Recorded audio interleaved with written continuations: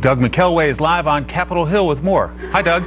Good afternoon, Mike. There was some sense that this White House meeting at the White House with the members of Congress might have been some sort of a practice negotiating session or an informal negotiating session, but that was before the guest list was released. When the guest list finally came out very late, and you can take a look at it right here, it became very clear it was no negotiating session.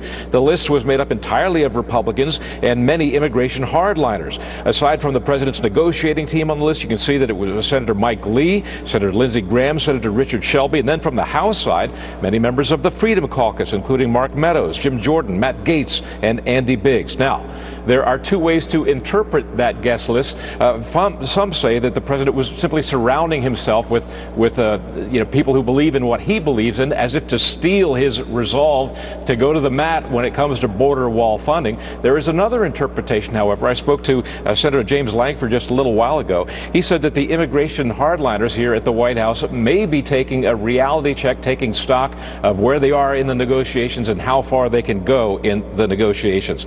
There was no encouraging sign on the Senate floor this afternoon when Majority Leader Mitch McConnell skewered Democrats for their hypocrisy over border wall funding.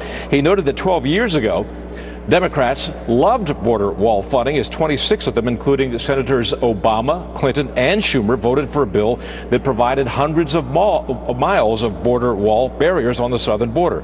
And they did so, again, much more recently. Here's Mitch McConnell.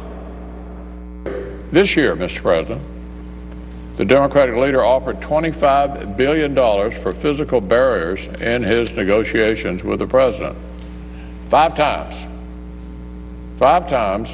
as much as the White House is reasonably requesting right now.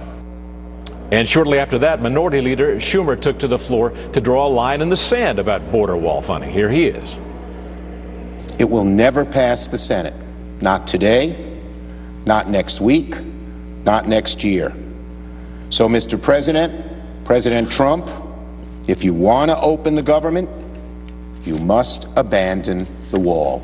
Plain and simple.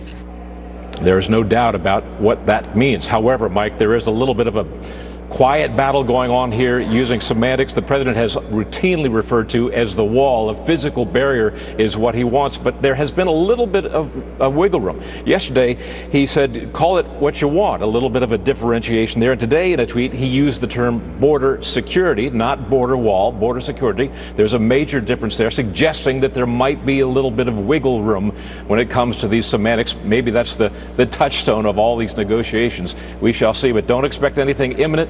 As you suggested, most people are looking at some kind of a decision, some kind of a negotiation and a resolve after the Christmas holidays.